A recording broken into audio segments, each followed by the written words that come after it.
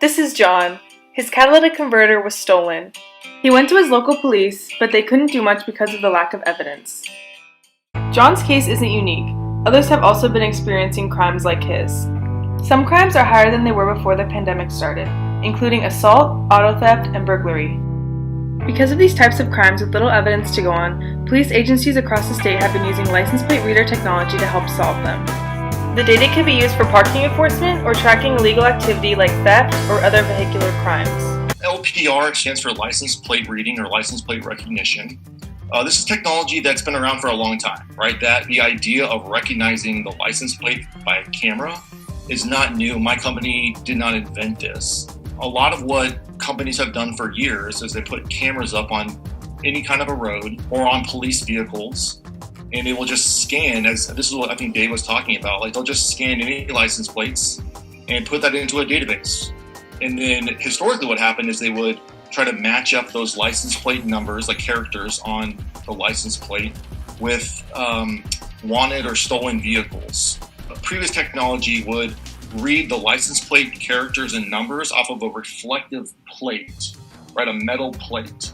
And so they would then take a picture of the surrounding vehicle, put it into a database, and then somebody could type in and search that information and see, is this car wanted or stolen, or is there a warrant out for the person's arrest maybe?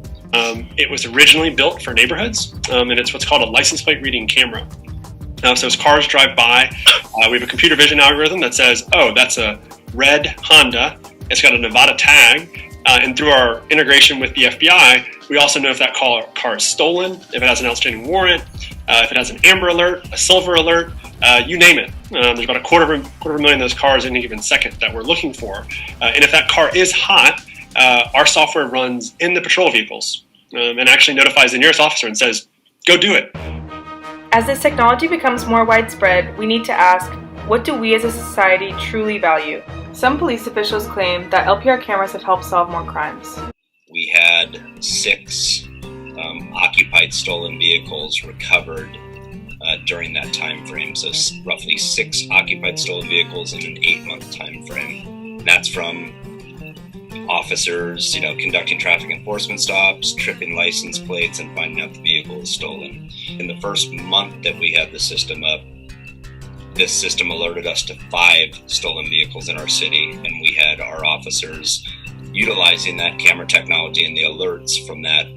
We recovered 5 occupied stolen vehicles and arrested suspects. So if my home were to get broken into or my catalytic converter stolen, I too would have video, and I would be able to provide that video to the officers, and our officers in town would then immediately go to Flock and look for those vehicles. And we've had great success with that. It's something that when I read my Watch Commander reports, we see it all the time. So that would be the difference in what you might see if that crime were to happen in Danville, is you would see an immediate reaction into the investigation. All of our officers use our Flock safety cameras on such a regular basis that they're an integral part of what they do, as their car is, as their radio is. It's something that gets used every day, all the time. Now here's the issue. It is not an end-all be-all fairy dust solution. It is a solution that is designed to be layered with other solutions. That's great, right? But people have claimed that having these cameras is like being in a real-life 1984 situation.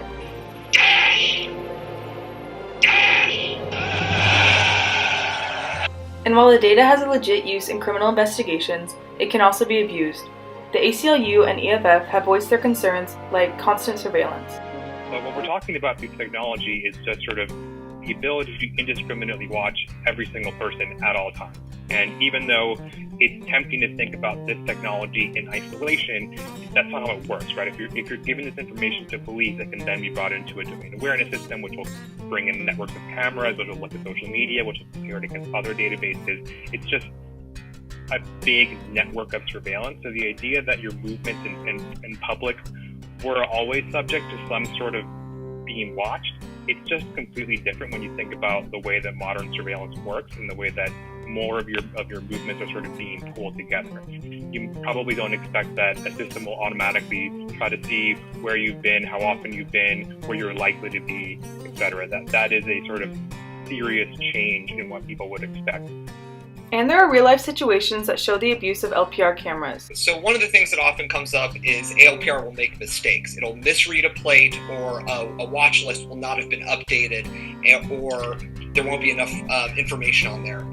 So there was a case last fall where a car full of black children in Aurora, Colorado, was pulled over, and all the kids were pulled out of the car and handcuffed and put on the ground. And it turned out that the license plate reader read their plate and matched it to a watch list of the same number, but for a plate in a totally different state. And that was an extremely traumatic, dangerous, potentially deadly situation affecting children. Now, this same thing happened several years earlier in San Francisco. And again, it was a black member of our community who had the same thing happen. Sacramento was using license plate readers to routinely surveil people just because they received welfare benefits. And they were doing so in a violation of state law. They shut down the program after we started asking questions.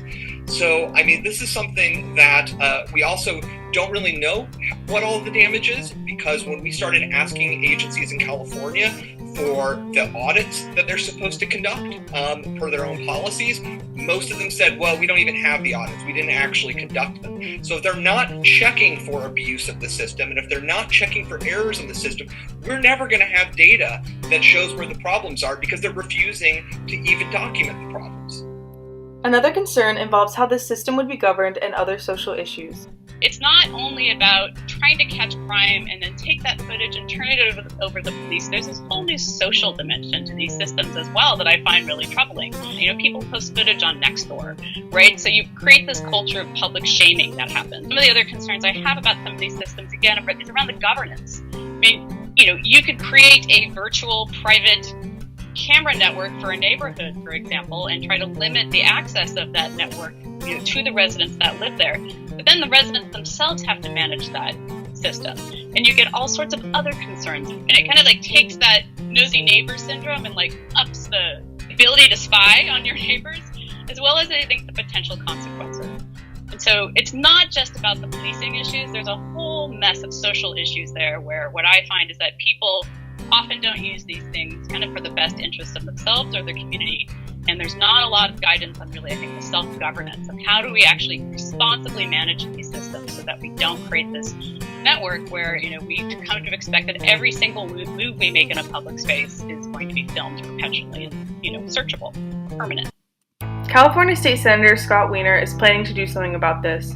He recently introduced SB 210, the License Plate Privacy Act, which will hopefully prevent ALPR data from misuse by law enforcement.